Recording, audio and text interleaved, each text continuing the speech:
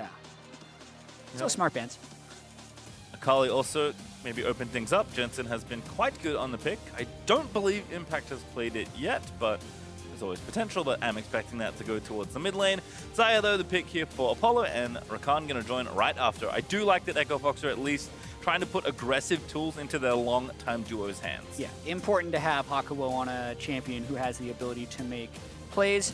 Also should note that Solo was back in the lineup for Echo Fox. Lourlo had been getting the nod for the last several games.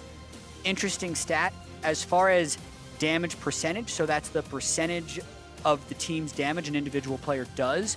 Solo ranked first amongst NALCS, or rather LCS top laners this year. Lourlo ranked towards the bottom, so the team definitely has a different look when Solo was in the top lane. And we'll see. Oh, it's a classic. Caitlyn Morgana for DoubleLift and CoreJJ. I've been beating people up in solo queue with this, and some LCS games too this split. Yeah, huge range, a lot of safety. Look for them to try and go for a lot of early turret plates. There's still the potential that they could move the Morgana elsewhere. It's possible to be played in the mid lane, but like you say, probably down in the bot lane. Well, we'll see what happens, but always nice to see them wanting to play aggressive into an aggressive 2v2 lane, so bottom lane could be quite the hotbed of activity. Jarvan, though, for MikeYeung is going to complete the first phase for Echo Fox. Makes sense with Sejuani ban, want to give MikeYeung a champion he is well-versed on. Yeah, I'd like to see Echo Fox ban Gragas at some point for good initiations from Xmithie. The Skarner is probably what he'll end up going for. You could ban both, obviously, but there we go, there's Skarner ban. Maybe Gragas. I couldn't quite think of, like, what would I actually rather ban aside from the two junglers, and apparently they're still just ban the two junglers. At least one. Also, Silas going to get banned away here. Another potential jungler, but also a laner. Yeah. Would be banned as a laner against Echo Fox. Yes. Here, though. See if this is Gragas. Kind of brings to mind Rek'Sai. I mean, very hard to completely shatter the jungle pool, given that most players have pretty deep pockets, but they will actually ban the Rek'Sai. I think he's going Gragas then, PastryTime. It's time for Gragas solo lane Echo Fox. Commit to the plan. Deny, deny, deny. Our team look good. One more ban away here. Just wanting to set up probably this mid lane, actually. It's Jensen, potentially. A lot of consideration, apparently. They'll tick that timer down. Eventually, they will settle on Kennen, away from solo. Yeah, they may not have expected so many targeted jungle bans towards Xmithie. A lot of times, if a team is waiting down the draft timer for like a second ban, they could actually just be discussing the future and making as much time possible. It's like, okay, we're going to ban Kennen, but wait, we're going to keep talking. Potentially what happened there. Yeah, maybe talking about what they think this pick is, and not too surprising if they do lock this in. Aatrox, likely for solo there in the top lane, so yeah, interesting to pick it there, giving Phoenix kind of pick actually by the looks of things. Yeah, well, I like it for Echo Fox actually because Kennen had been Impact's counter pick against the Aatrox top lane, which is generally where it's traditionally been. Obviously, Liquid didn't want them to be able to blind pick Kennen, but now I wonder what Impact has left. He could play the Akali into it. I think that's a skill matchup, but what else do they got? Does he bring out the Gangplank? It's always time for Trundle for Trundle. Xmithie, because again, there's like 6 jungle bans, including the picks that have happened.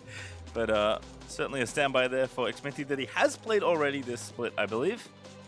And GP, I think, makes sense as well for Impact, but we'll see what Liquid do want to finish off their game with. Again, not expecting that Akali to go to Impact, but there is always the option. But with 5 seconds left, it does seem like Team Liquid have decided on Gangplank. Yeah, that's actually a champion that Solo has a lot of familiarity playing. It's usually Solo you see on that side of the GP matchup, so I feel like Liquid would be fairly happy with that. I think Impact's Gangplank has been quite solid over the years. And now Echo Fox, what have they kind of given to themselves here for this final pick? There's not much left for Phoenix with Azir and Corki ban, but Zoe's certainly one of his more competent champions as well. Yeah, it definitely feels like Zoe's making the rounds in LCS Scrim She this always weekend. comes back. I feel like Echo Fox and FlyQuest probably were each other's Scrim partners for a good part of this week, and they both had success on Zoe. That's probably why we've seen Phoenix and Pobelter playing it so much. Curious into Akali, but again, I think mostly skill-based there. Zoe's best matchups tend to be when she doesn't interact with you very often. Akali's best matchups is where she consistently interacts with you, so yeah, it's kind of a a dichotomy there with the mid laners are trying to do very different things. Otherwise, I think very standard drafts for both sides. TL have been really straight and narrow with a lot of almost all their drafts, and Echo Fox, I think, just trying to play what they know best. Yeah, I remember back in 2018, we'd always have this debate on the analyst desk about whether Phoenix's Zoe was really good or whether it was actually really bad, and that's why he got to play it. Because that was back when Zoe was banned in almost every game, and he was on a very successful Echo Fox back then, and they'd have Huni on that team, and they'd always draw a bunch of bans, so we'd be like, wow, Phoenix is 6-0 on Zoe. That's like 5 more wins than anyone else has, because literally no one else got to play it, but he'd always win on it. So I was of the opinion that his Zoe was actually quite solid, so we'll see how he performs now when the pick isn't quite as universally considered strong, but still pulling it out with the Azir and the Corki ban. Similar to Akali. Wow, interesting. We'll see how it all shakes out here. As Echo Fox and TL will take the roof. TL looking for that buy. Need one of the next 2, and of course, would like to win out the weekend and get themselves first. But might as well start here. For Echo Fox, we'll see. I do like what's happening in the bottom lane, though. I believe these were the first 2 players to show us this, and they're going to do it again. Take it away. What are the double Halo Blades here? Dunno. What? You said they're the ones to show it this. In general, everyone knows about the whole W for Rakan and Xayah being nice and synergistic. I think it's just all-inning on that level 1 and 2 power as best you can. I believe Apollo and Hakuho are the first 2 players to do this in LCS, and it looks like they've decided that, you know what? We don't just want to play aggressive, we want to play hyper-aggressive in the 2v2.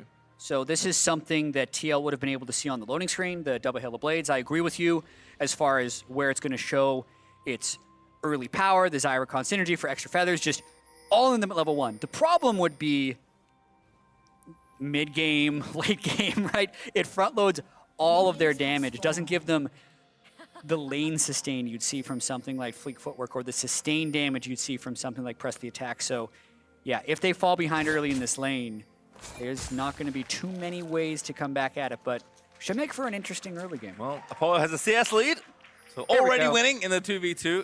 Certainly a tough ask to do anything really into the power of DoubleLift and CoreJJ, but I do like that Echo Fox are deciding to be aggressive because historically that is where Apollo and Hakuho have found a ton of their success as a duo, is just playing aggressively, usually being led by Hakuho's wonderful skill shots. Yeah, and looking at the jungle matchup, Xmithie on Trundle, you don't expect him to be able to have an early gank. TL spend a generous amount of time pulling red buff because there ain't no way they're going to walk up a level 1 towards the level 1 spike of Xayah Rakan. But actually, Apollo and Hakuho are maybe hoping they get a little aggressive to see if they want to try and get an all-in. It is difficult to all-in the Caitlyn Morg, just from a range perspective. Yeah, again, getting in is the hard part. But and DoubleLift and CoreJJ are very practiced. These 2 champions. DoubleLift especially has played a ton of Caitlyn in his time. Nice ward kill as well, so answering back for the earlier one that Apollo got. That's a little strange to me that they were able to get level 2 first and that Apollo and Hakuho backed off the wave. I mean, because now the minion wave is basically too big for them to go in, and they'll have to wait until level 3 before they try anything. I would, you know, generally say that they're worried about the jungler, but I agree with you. Yeah, not too worried about the Trundle level 2/3 gank coming in. And as we know, of course, Xmithie's on the other side of the map, which maybe they could have figured out given that DoubleLift and CoreJJ were a little late to lane, but that's maybe too many steps to think through right now. And as things stand, the keep away part of this lane is working out for DoubleLift and CoreJJ, getting that big minion wave to the turret nice and early, and this is exactly where Caitlyn and Morg want the lane to be.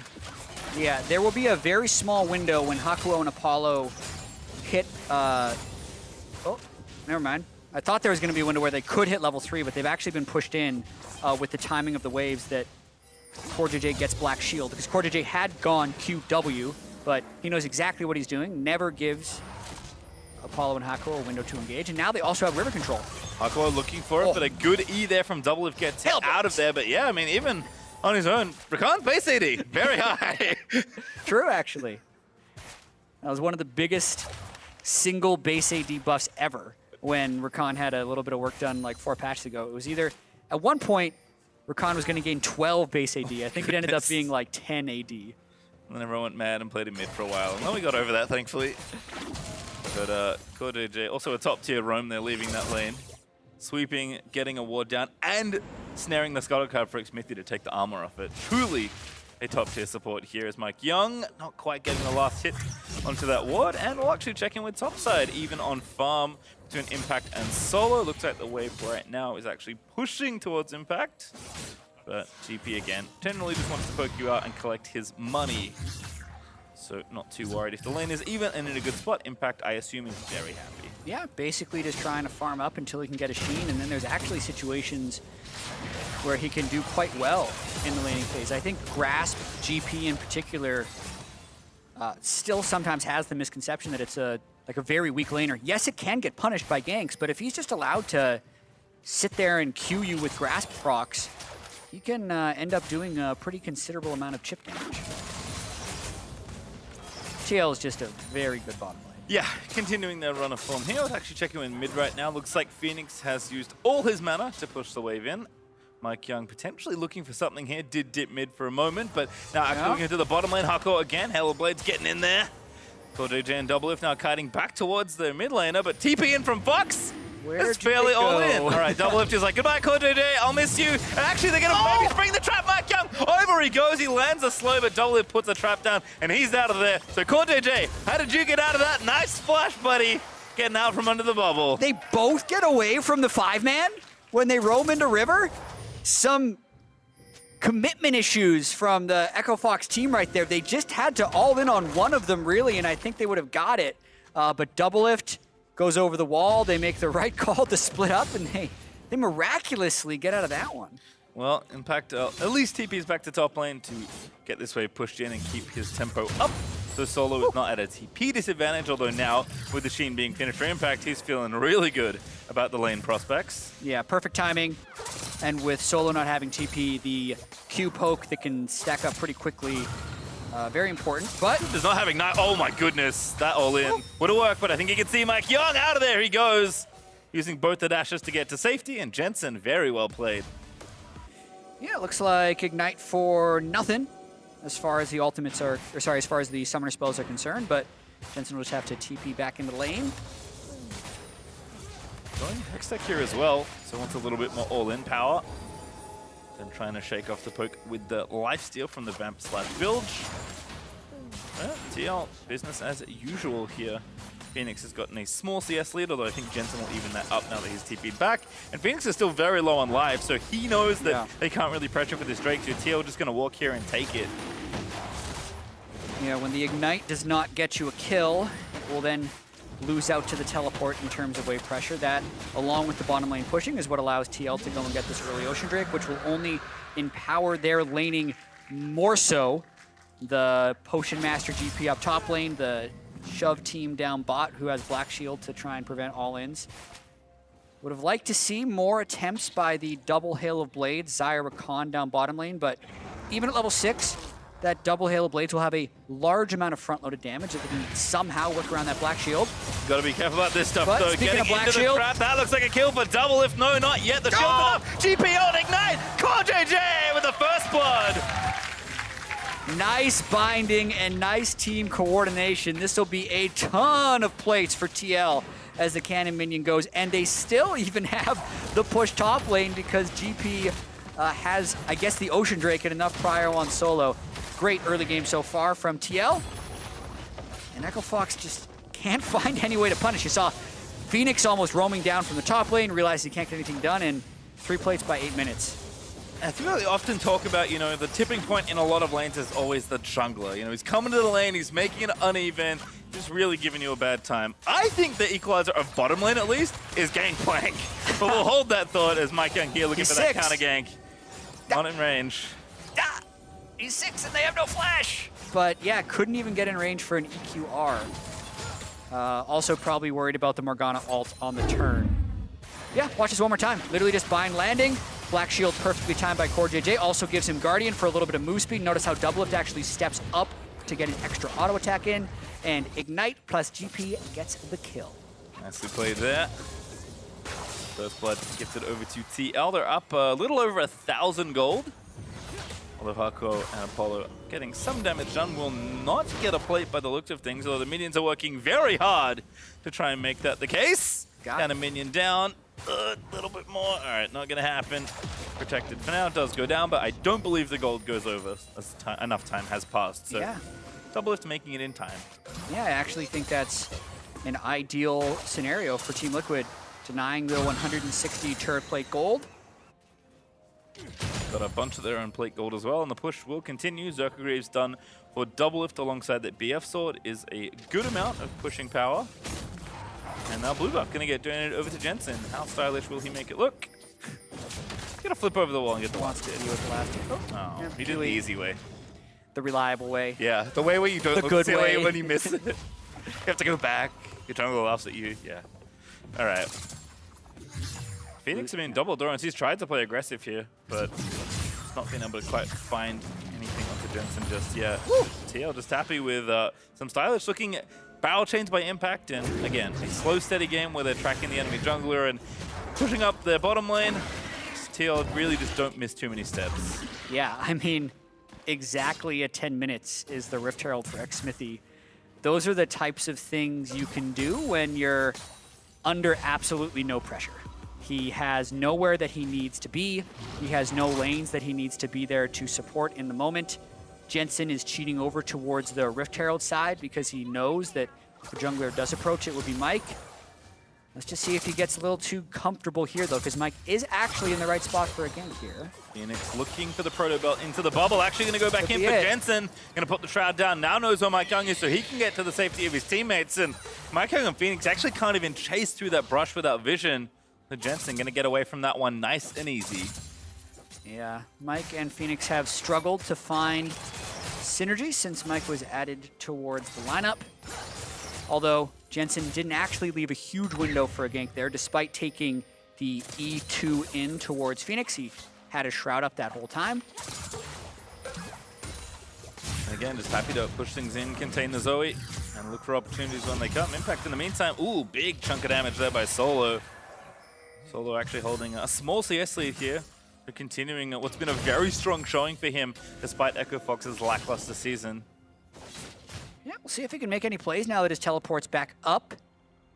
You can tell the TL is kind of refocusing on the style that has won them 3 consecutive NALCS splits. Well, 2 consecutive NALCS splits and 1 consecutive LCS split. Conveniently, all 3 of them have been in North America. That's true. I need to get in the habit of dropping the NA backcasting. 3 titles in a row. Still all the same. MikeYeung in there.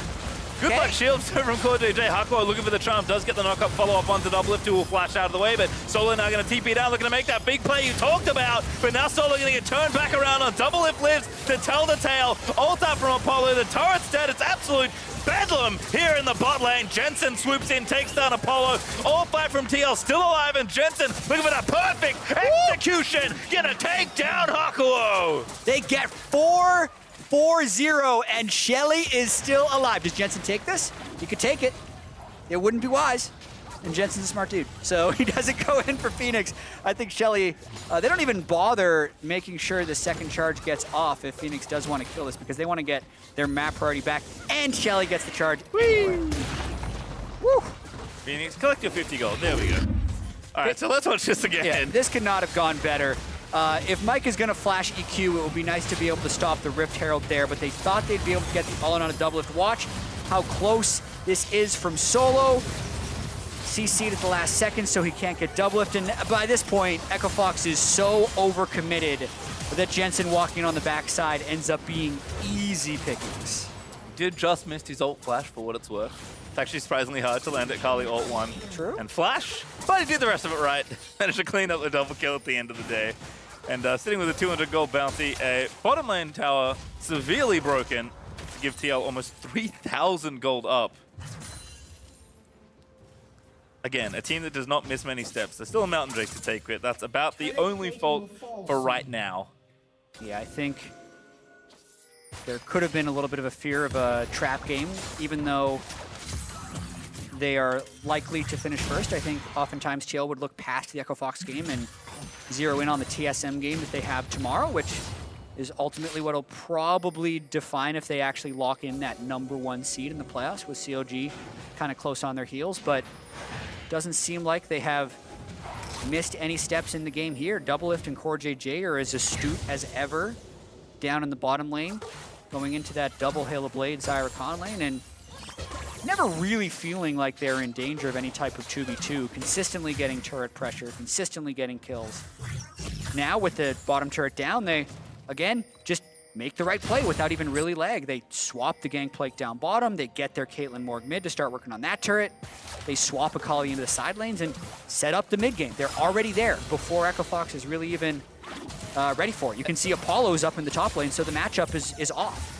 And to me, this is the discipline and kind of clinical nature of Team Liquid that has made them so consistently good at winning championships. We'll hold on to that thought though, as Solo about to get himself 2v1 tiers. Xmithie gonna take him down, TP's coming in. Oh, what a deny! Pillar from Xmithie! Gonna shut that down, and then Jensen nails the perfect execution. Gonna follow up there to take down Apollo, and MikeYeung left out to dry. Who's gonna collect the bounty? It is Impact, he shoots him down for the killing spree. Wow, that was an amazing pillar by Xmithie. You don't see Trundle that often, but the reactive pillar to interrupt a Jarvan EQ is something I almost never see. So very good job by Xmithie right there, especially because that is what saved Impact's life. Beautifully done as they pick up the kills and yet another Drake. And with the Mountain Drake now in the pockets of Team Liquid, they are on the verge of the split's only perfect game. Ooh. If they can hold this spot. Mid lane going down as well. That. Perfect game tracker. 50 minutes, 40 seconds in. Let's watch this one more time. Xmithie slightly ahead of MikeYeung. They get a bunch of damage on a solo, and watch this. Mike is going to go in for an EQ, but nope!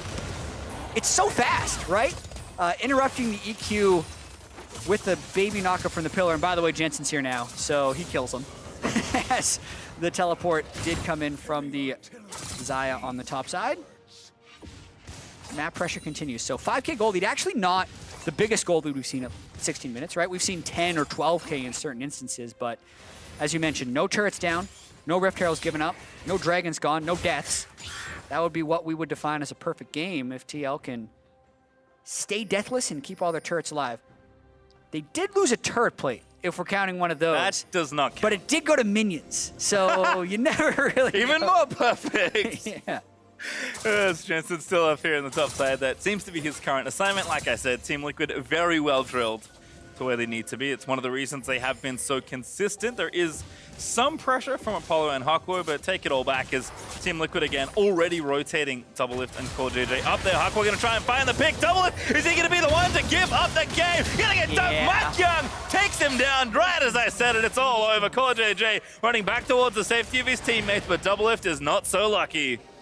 Ah, DoubleLift, what are you doing, man? Flash, heal, burn, still dies. Just, we're talking about how well drilled they are, and then he's got a little solo Caitlyn mission through the jungle trying to get some traps down.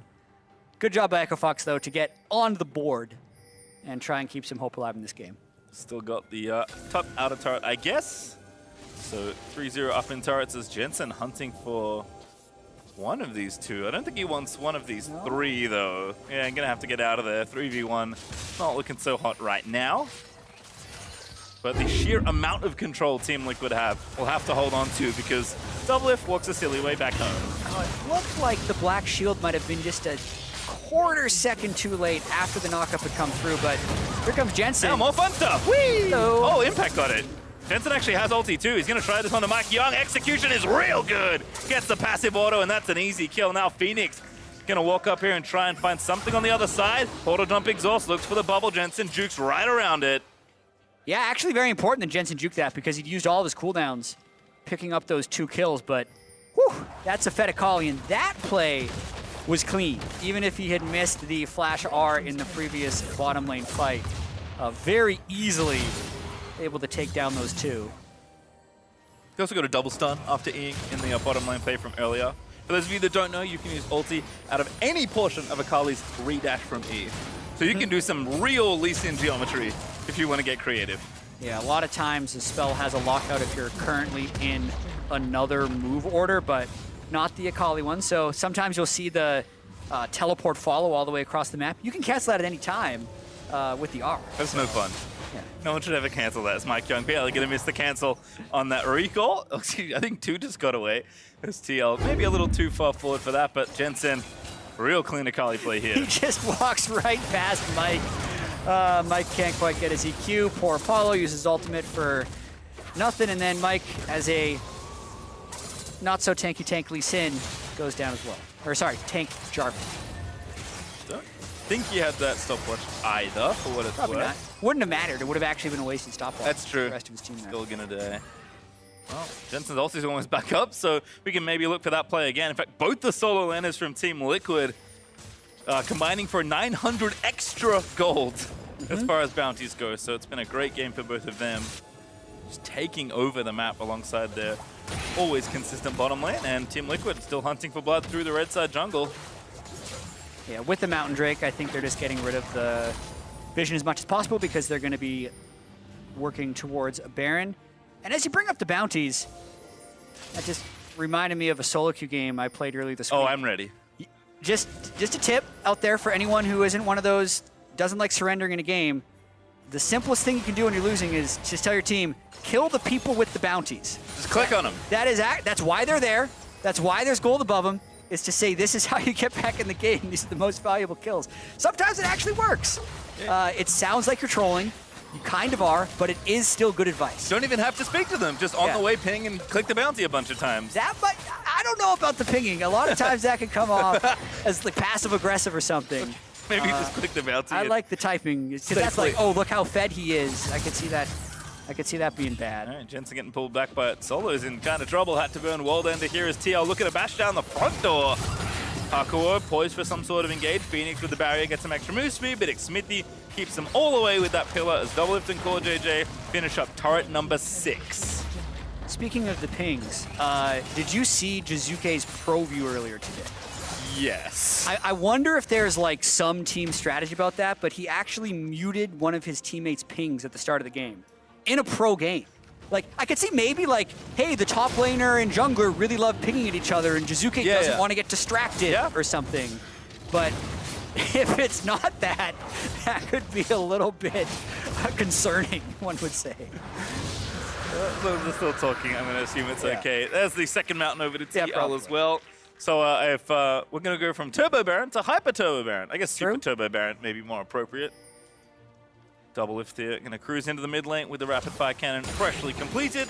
That's going to make the siege mission upcoming soon that much simpler. And this gold lead's getting out of hand. We're 8k up now for Team Liquid. It's starting to look like a Baron steal attempt is maybe the one place that Fox can look to right now. Yep. And I think even if they get the Baron steal, they're still going to be in trouble because they don't have the ability to win any 1v1s in side lanes. They can't 5v5. Jensen can kill anyone who steps up. So TL does have the shortest average game time of all teams in the LCS so far, and they're going to try and shorten it here. They're only 22 minutes in, and I think they're going to try and get the Baron before 25 and then end before 27. Yep. Step up also, you have to be careful. It's not like don't go within melee range. It's like don't go within the same screen as Jensen, especially when he has his ult up. Again, just using all that pressure, pushing through. TL never one to miss a sweep through the enemy jungle. They are very clinical in how they set up for their objectives. Slowly but surely, sweepers go on.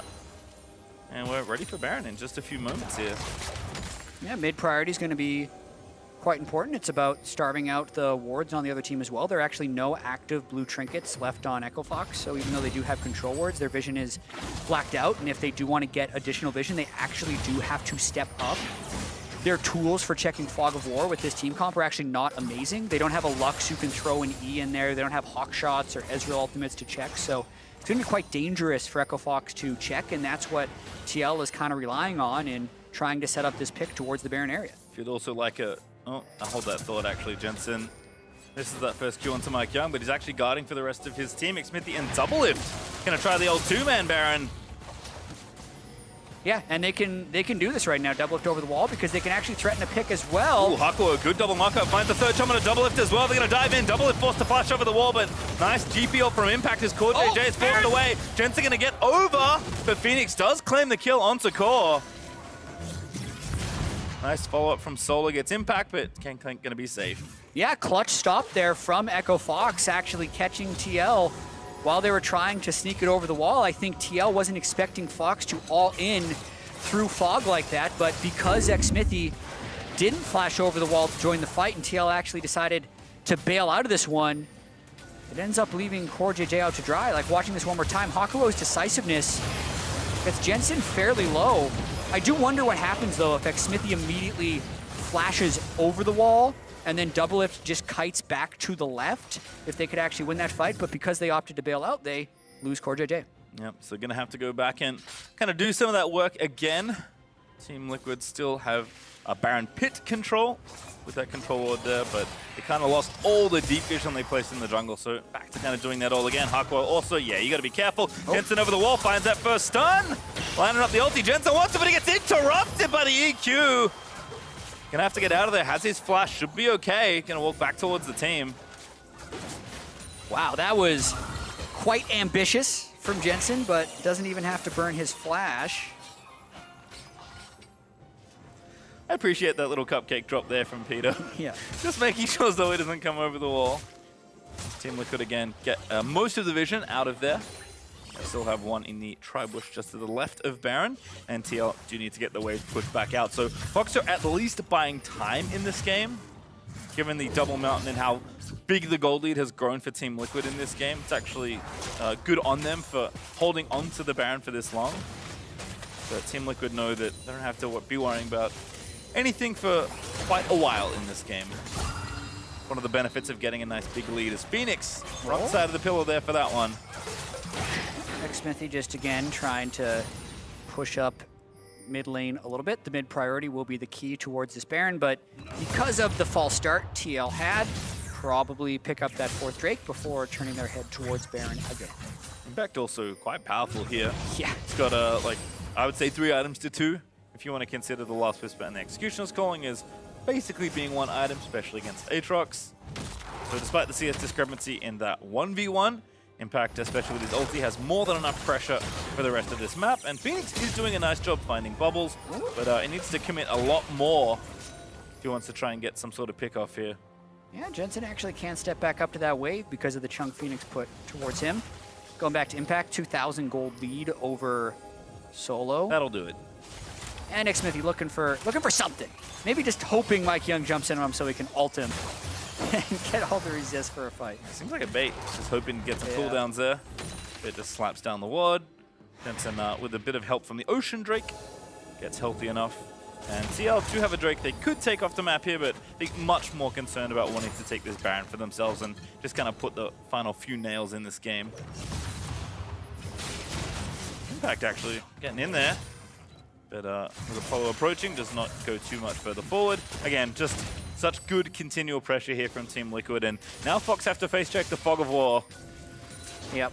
Not one ward remaining that is getting zoned out by GP Barrels, but they have begun. The Baron Echo Fox does have to face check, as you mentioned, and Jensen is looking for a flank.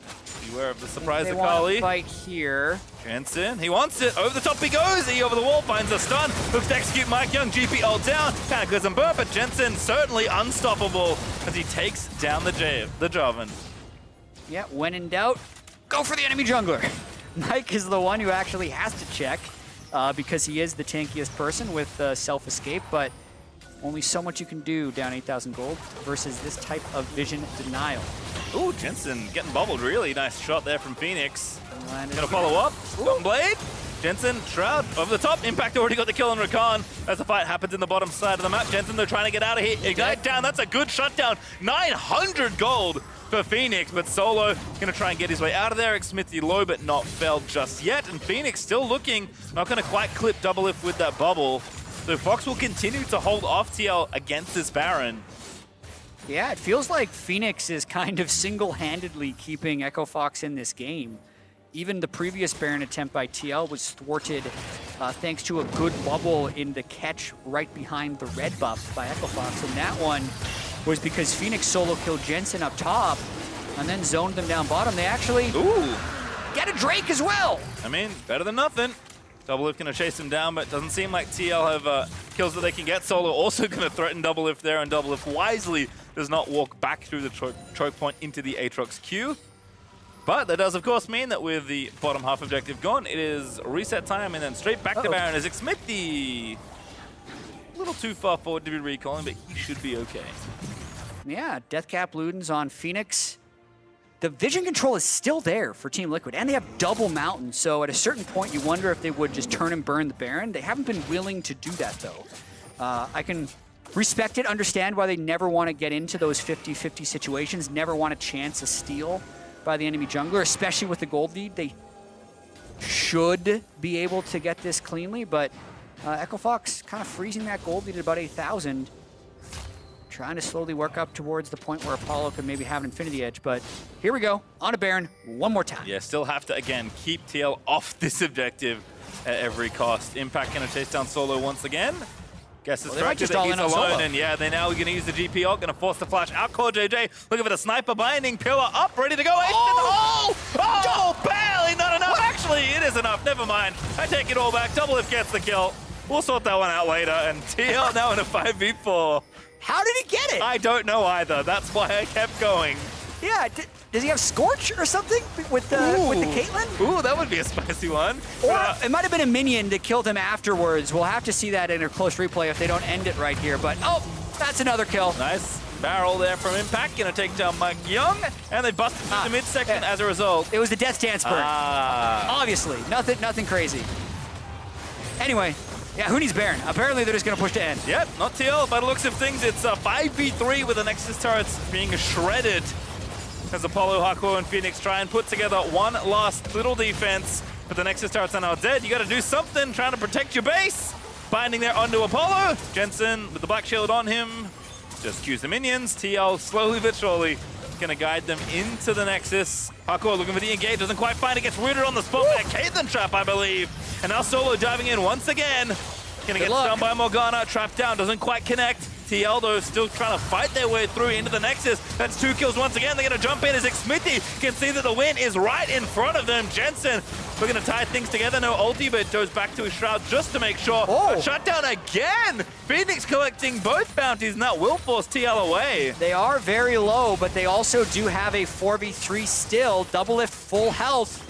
Still just a Nexus. Oh, he's just got Apollo. He's gonna shoot him. Okay. He's like, you know what? This was fine this way. Oh, Stasis under a cupcake. Never a good time. Wrong time to be invited to the party. MikeYeung into the fountain. TL maybe gonna dive it, but maybe just gonna finish off the Nexus instead. It's Team Liquid in style with the clinical play they have shown all split long. Just sweeping through Echo Fox. And with the 13-4 record.